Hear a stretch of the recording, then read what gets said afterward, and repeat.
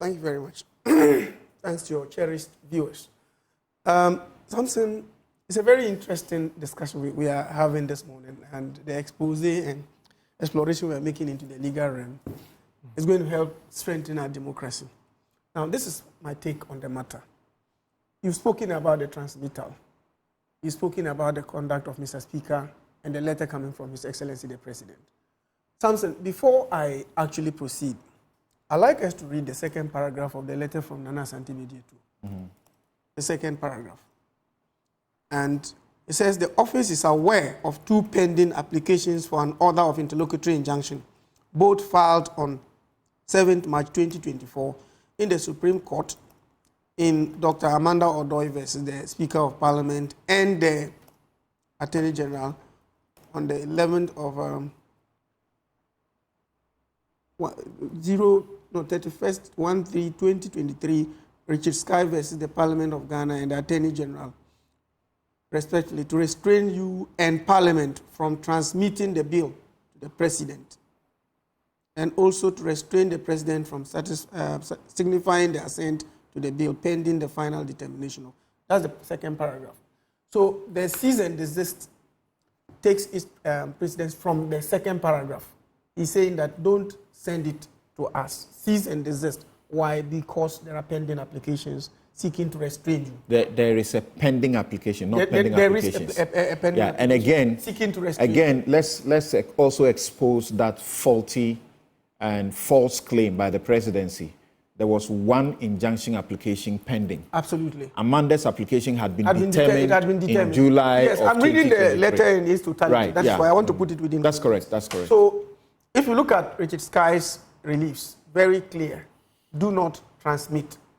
Okay. And if you get it, you too don't signal. Don't sign. Don't assent. Yes. So you see, then we got ourselves into this situation, and so you know the principle. You've already stated the principle clearly in ex parte mufat, and it's very clear. Ex parte alote. Sorry. It is very clear that once that is brought to your attention, even not served on you, even if it is brought to your attention, but it's not served on you, and you take actions that will seek to defeat the purpose of it, of course you'll be in contempt of the court.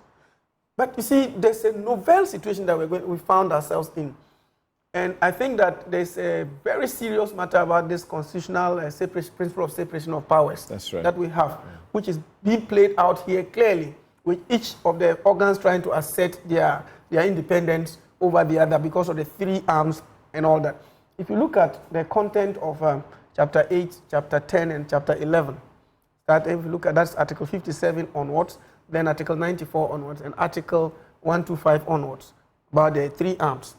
And then the way it is being structured, as far as possible, separation of powers is actually the arrangement that we have in our Constitution, by taking into consideration the fact that each one of them will, at one point or the other, in a way, not supervised as such, but in one way or the other, they are interdependent to be able to run the affairs of the state. So you have a situation where the president says, I have had this, which has come to my attention, and I'm unable to accept the transmittal because the application itself says that do not transmit. And that is why my brother did not answer that when you asked him, in all intents and purposes. He didn't answer that question because the relief is saying that do not transmit. So if the relief that is being put before the court says do not transmit, and you do transmit, are you not acting contrary to what the relief is seeking? And in any case, if you do the transmittal and it is accepted, then the relief the person is already seeking in court become absolutely of no use before the court because they have already been determined anyway. In the end, the court will just come and say that about what you were seeking to do has already been done. You know, and we have to, as much as possible, avoid that and let the courts make pronouncements in order for us to proceed. Because, again, if you look at the matter carefully and the reliefs that are being sought, both in the substantive reliefs and the injunctive reliefs that he's actually seeking, he states categorically what he wants. And I think that Richard Sky, when I read it, there was some level of brilliance. He tried to go around it to ensure that not only should the thing not be transmitted, but even if it is transmitted, do not sign. And so Asante Bediye too wrote that letter. You may have a problem with the language, but that is his choice of words that he... So from your knowledge of the law, you have not only been, call it a mere lawyer, you have been the Deputy Attorney General, the Attorney General himself or herself is supposed to be a leader of the bar. What would be your instruction if you entered the classroom to teach law students? Would you say that the pending application that has not been argued and decided by the court should stop the recipient from doing the things they are being I will say so without hesitation at all. I will say so because if the purpose of the application is violated in the course of the transmittal and etc. and the signature, then it's been defeated already. Then what will be the purpose of it? The application will just go to the table and serve no purpose at that particular stage because the judge will say that what you are seeking to achieve has already been done.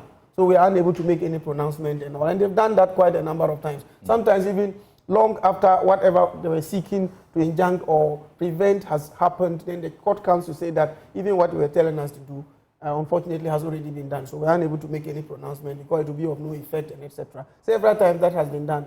But you see, again, I'm going back to Mr. Speaker. I want to make a comment. Yeah. If a party who has received an injunction process proceeds to ignore it, and that's the thing that the injunction process is seeking to stop, what is the remedy? Contempt. Contempt. You go by a contempt application. Okay. That's the remedy. You know, because if you seek to do something that will defeat the purpose, the contempt application can be mounted against you. So why don't you want to wait and allow the speaker to suffer the contempt because you are transmitting it or the clerk? But that's another choice, and he made a choice which is also not unlawful. He says that obey it. Let's wait for the outcome. But there's something very interesting I'm coming to actually look at.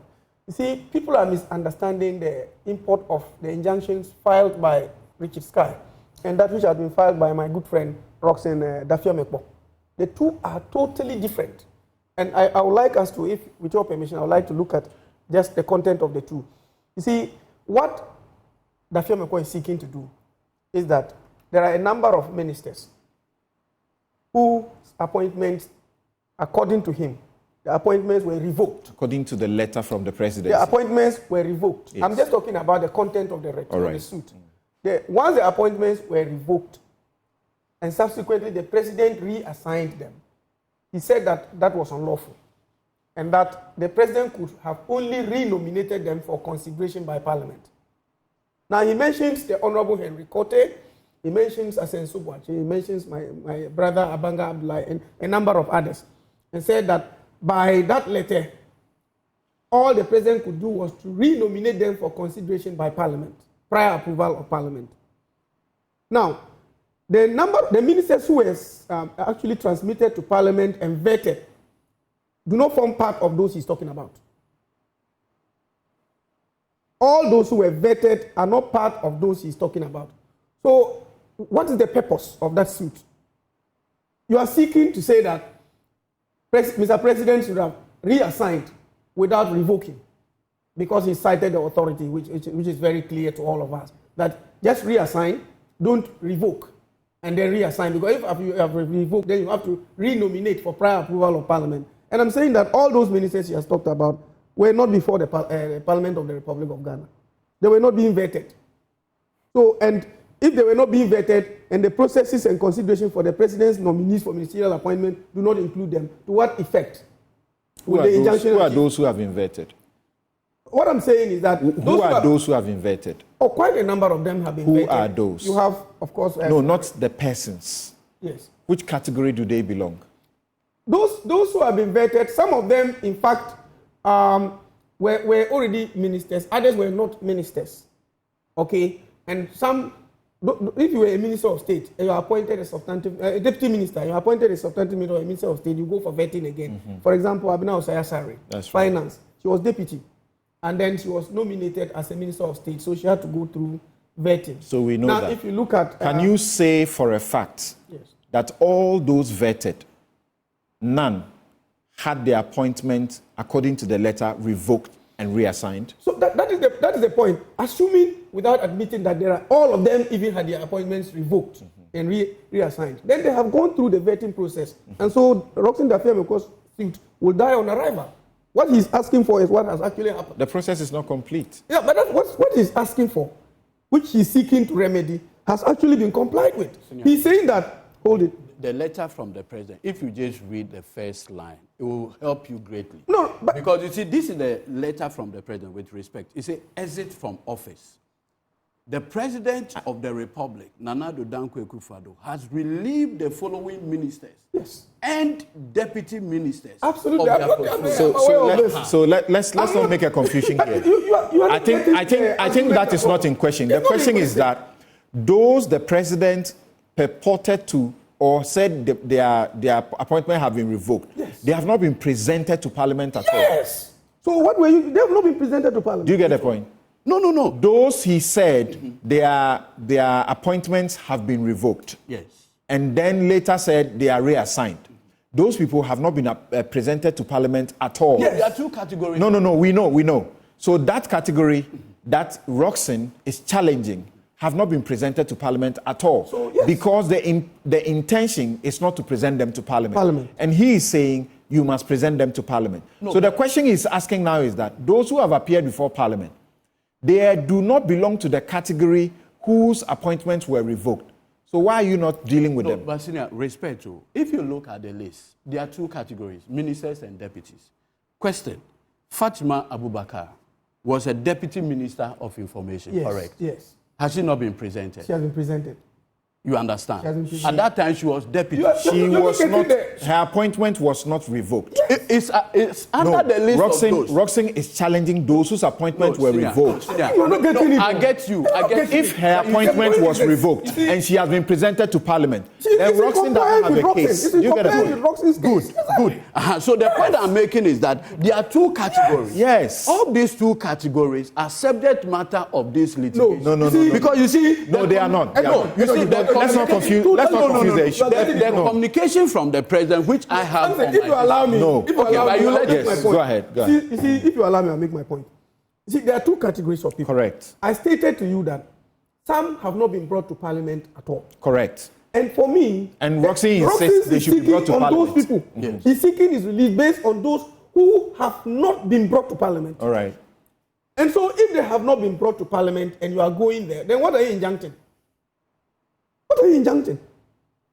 Is that not for the court to make a determination? No, hold on. The people who have been nominated, who have been reassigned, which to you, the reassignment was wrong because there was a revocation.